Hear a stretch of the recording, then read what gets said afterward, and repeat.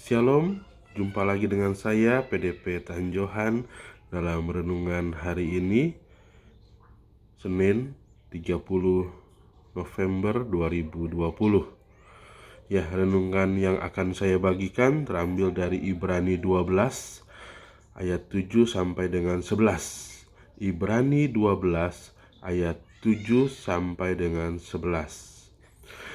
Jika kamu harus menanggung ganjaran, Allah memperlakukan kamu seperti anak. Di manakah terdapat anak yang tidak dihajar oleh ayahnya? Tetapi jikalau kamu bebas dari ganjaran yang harus diderita setiap orang, maka kamu bukanlah anak, tetapi anak-anak gampang. Selanjutnya, dari ayah kita yang sebenarnya kita beroleh ganjaran, dan mereka kita hormati. Kalau demikian, bukankah kita harus lebih taat kepada Bapa segala roh, supaya kita boleh hidup? Sebab mereka mendidik kita dalam waktu yang pendek sesuai dengan apa yang mereka anggap baik. Tetapi Dia menghajar kita untuk kebaikan kita, supaya kita beroleh bagian dalam kekudusannya. Memang tiap-tiap ganjaran pada waktu ia diberikan tidak mendatangkan sukacita, tetapi duka cita. Tetapi kemudian ia menghasilkan buah kebenaran yang memberikan damai kepada mereka yang dilatih olehnya. Nats pada renungan hari ini dari ayat yang 11. Memang tiap-tiap ganjaran pada waktu ia diberikan tidak mendatangkan sukacita, tetapi duka cita.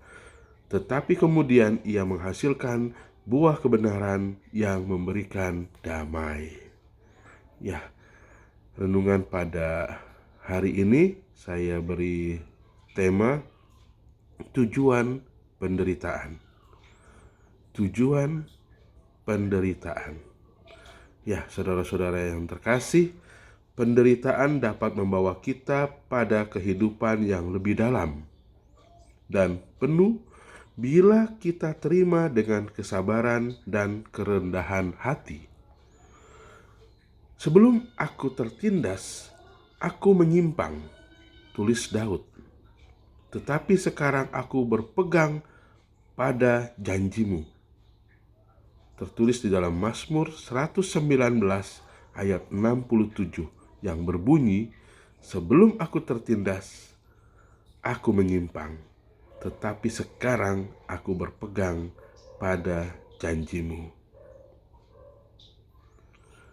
Artinya, sebelum kita tertindas, artinya saat kita bebas, saat kita merasa dunia milik kita, saat kita mengandalkan kemampuan kita, mengandalkan kehebatan kita, kepintaran kita, kita itu cenderung untuk menyimpang. Tetapi dikatakan saat sebelum aku tertindas dan sekarang setelah tertindas oleh iman percaya kita kepada Tuhan, di mana kita telah menyangkal diri kita, kita telah memikul salib kita untuk mengikut Tuhan. Oleh karena itu, sekarang kita berpegang pada janji Tuhan. Dan lagi, ayat 71 dikatakan bahwa aku tertindas itu baik bagiku, supaya aku belajar ketetapanmu. Jadi dari yang tertindas sekarang kita bisa belajar ketetapan Tuhan, dan itu baik bagi kita untuk kita mempersiapkan diri menuju ke rumah Bapa yang kekal. Penderitaan bukanlah penghambat pertumbuhan rohani kita, namun sebaliknya, penderitaan justru dapat menjadi jalan pertumbuhan rohani. Jika kita mengizinkan penderitaan melatih kita, maka kita dapat lebih dekat kepada Allah dan firman-Nya. Kerap kali melalui penderitaan, Bapa membentuk kita dengan penuh kasih supaya menyerupai putranya, dan perlahan-lahan memberi kita keberanian, belas kasih, kepenuhan, dan ketenangan seperti yang kita rindukan dan doakan. Tanpa penderitaan, Allah tidak dapat menyelesaikan semua yang ingin Dia kerjakan di dalam dan melalui kita. Apakah kita diajar oleh Allah melalui penderitaan dan rasa sakit? Dengan kasih karunia-Nya kita dapat bertahan untuk melakukan perintah-Nya dengan sabar.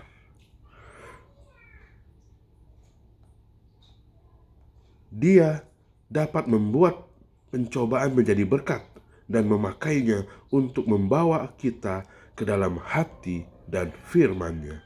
Dia pun dapat memberi kita pengajaran untuk kita pelajari, serta memberi kedamaiannya di tengah-tengah kesukaran kita. Alkitab berkata, "Anggaplah sebagai suatu kebahagiaan apabila kamu jatuh ke dalam berbagai-bagai pencobaan." Yakobus 1 ayat 2 mencatat itu. Allah sedang membentuk kita lebih dari yang dapat kita bayangkan. Kesimpulannya, Kristus dapat mengubah pencobaan yang menyakitkan menjadi kemenangan yang mulia. Amin. Ingat, karena Kristus adalah contoh yang benar, bahkan melalui penderitaannya, Dia menyelamatkan kita semua. Ingat, benih itu tidak akan pernah tumbuh jika benih itu tidak mati di dalam tanah. Artinya, di dalam penderitaan, kita bisa lebih dekat kepada Tuhan. Kita bisa lebih mengerti apa yang menjadi kehendak Tuhan, dan kita akan taat akan firman-Nya.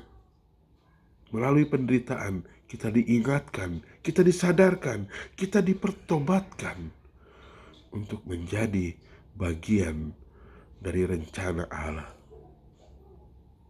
Tanpa penderitaan, dengan kemerdekaan, dengan kebebasan yang kita miliki, terkadang kita menyimpang dan menyangka bahwa diri kita ini hebat dan bisa melakukan segala hal.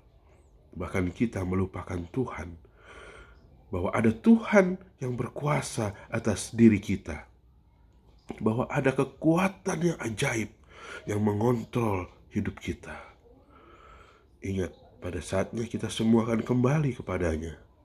Dan jangan sampai kita terlambat untuk menyadari semua ini, karena Tuhan mengasihi kita. Amin. Tuhan Yesus memberkati kita semua. Shalom.